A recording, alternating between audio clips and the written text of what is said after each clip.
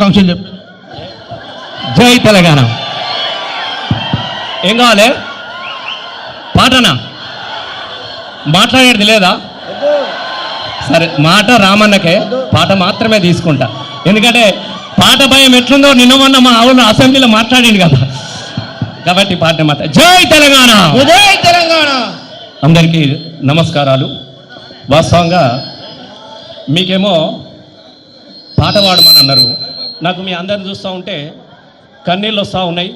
ఎందుకనంటే ఈ తెలంగాణ బతుకు పండాలని, తెలంగాణ రావాలని 2001లో ఇదే కరీంనగర్ నుంచి గులాబీ జెండా ఎత్తి తెలంగాణ రాష్ట్రాన్ని సాధించినటువంటి కేసీఆర్ ఆశయాన్ని, ఆయన ఆరాటాన్ని మళ్ళీ బతికించాలన్నటువంటి పోరాటానికి నాయకత్వం వహిస్తున్నటువంటి మా రామన్న గారికి హృదయపూర్వకంగా నేను ధన్యవాదాలు తెలియజేస్తా ఉన్నాను. మళ్ళీ ఆ రోజు తెలంగాణ పోరాటం చూసినాం, ఇలా తెలంగాణ కాపాడుకునే బతుకు పోరాటం చేస్తూ ఉన్నాం. మనం ఈ పోరాటాల నుంచి మళ్ళీ మనం ఎలా మొదలు పెట్టాలి దాని కోసము నాకు ఒకటి గుర్తొస్తా ఉన్నది. ఆ రోజు డప్పుల దనక జోడు, డప్పుల దనక జోడు, తెలంగాణ పోరు జోడు, కళాకారుల పాటతో గదిలేటి భూము దాము జోడు, కడుపులున్నా పిండ మరిగింది. ఒక్క నిమిషం, నేనొర్రా మీరొర్రా ఏం నడుతుందో నాకు చెప్తలేదు. అంత కడుపులున్న పిండ మడిగింది, కనబోయే తల్లిని పోరు జయ్యా జల్లి గనమంది, నెలలు నిండని పసిగుడ్డును కేసీఆర్ గులాబీ జెండా పట్టింది కాబట్టి అమ్మా నన్ను కనమ్మా అని చెప్పేసి పసిబిడ్డల పొత్తి కడుపులలోనే కదిలించినటువంటి జెండా మన గులాబీ జెండా. ఇది మన కనుక మళ్ళీ ఈ గులాబీ జెండాను గుండెలకు అద్దుకొని ఇలా ఎక్కడ పోయినా ఒక్కటే మనకు కనబడతా ఉన్నది.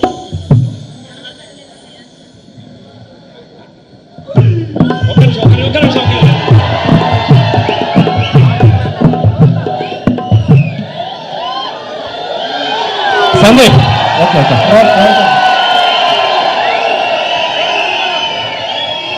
సందీప్ ఉన్నావా? ఇప్పుడు మీరందరూ నేను పాడినట్టే మీరు అందరు పాడాలి, ఓకేనా? పాడితే అందరం కలిసి గులాబీ పాట పాడుకుందాం, ఓకే? కానీ నేను నిజంగా చెప్తా ఉన్నా, మొన్న నేను ఆదిలాబాద్ పోయినప్పుడు చాలాసేపు ఏడ్చిన. ఇలా ఏ రైతు కళ్ళల్లో చూసినా కూడా, ఏ రైతు ముఖాలలో చూసినా కూడా ఏం కోరుకుంటున్నాడు? బాధ అనిపిస్తా ఉన్నది. జొన్న సేలు అడిగినాయి నిలుదాపెరైతేడాని,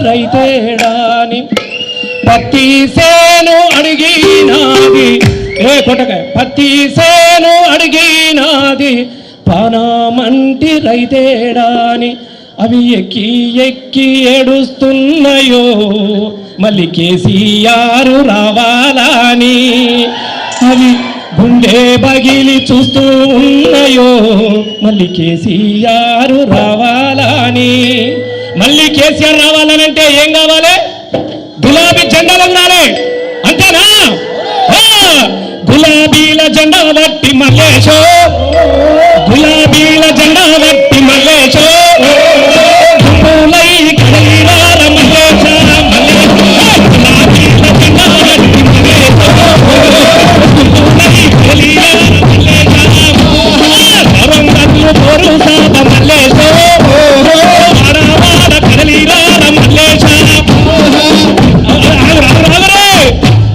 ఎప్పుడు మేమరుడు తప్ప మీరు ఎవరు లేదా అన్న? ఉన్నారు కదనే. గులాబీల జెండా బట్టి మల్లేశో, గులాయి కదలిరార మల్లేశ, వాడ కదలి నువ్వు మల్లేశో, గురువాడ కదలిరార మల్లేశ, గురువాడ కదలిరార మల్లేశ, కేసీఆర్ పోరాటముల ఉరకలెత్తి నా జెండా ఉరకలెత్తి నా కేసీఆర్ పోరాటముల ఉరకలెత్తి నా జెండా ఉరకలెత్తి నా రాష్ట్ర సాధనలో నా సమరం చేసిన జెండా సమరం చేసిన తెలంగాణ రాష్ట్రంపై పోరాడినది జెండా పోరాడినది జెండా వీరుల నెత్తిని జెండా ఎత్తి పట్టిన గులాబీల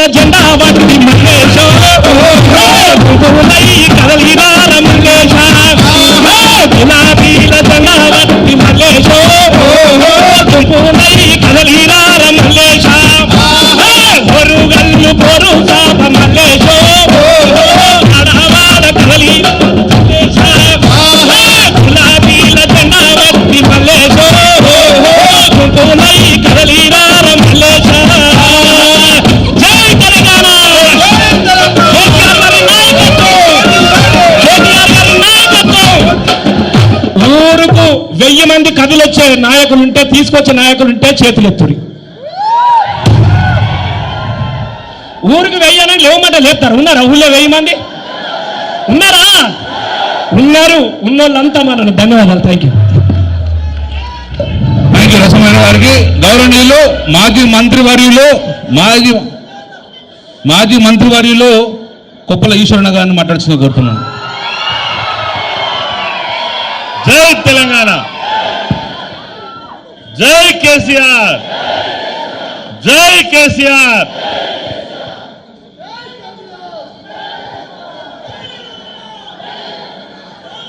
ఈ రాష్ట్రంలో